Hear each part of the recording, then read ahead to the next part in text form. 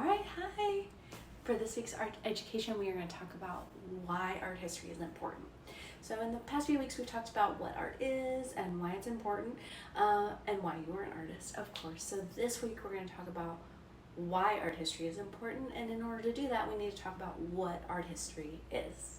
So art history is the study of objects of art considered within their time period. So we look at the visual elements, that includes, what is the piece about, and also what sort of materials are used.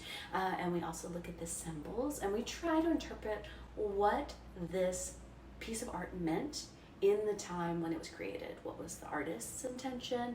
What would other people who looked at it, what would they have thought about it? And was the piece of art created to portray a specific message?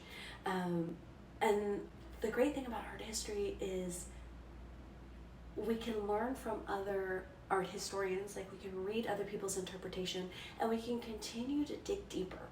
Art history is always about critical thinking, like how can we consider other sides of the story?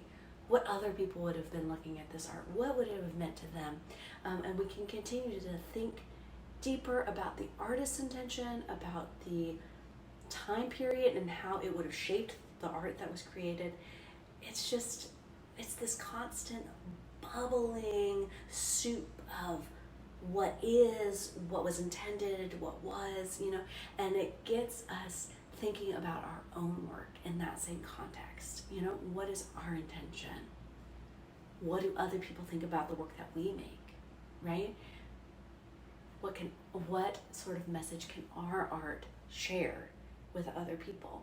And by studying the past, we can better understand the art that we make for ourselves.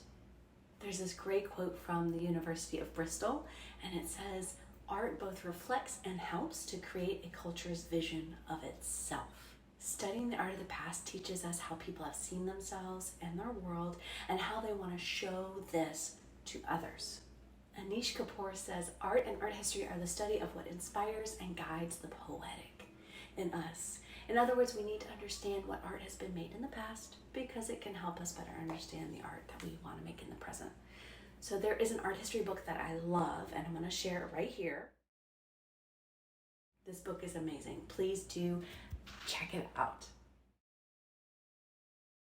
Now that we've covered some of the overarching topics of the whys and the whats of art, we're going to get more into a regular routine.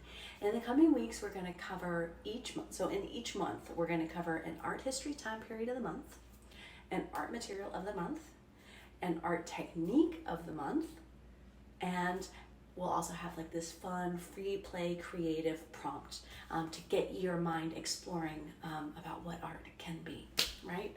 So thank you so much for being here. I cannot wait to get more into these in-depth topics with you, but if you have specific questions that you want to make sure that I answer about art or art history, go ahead and drop them in the comments.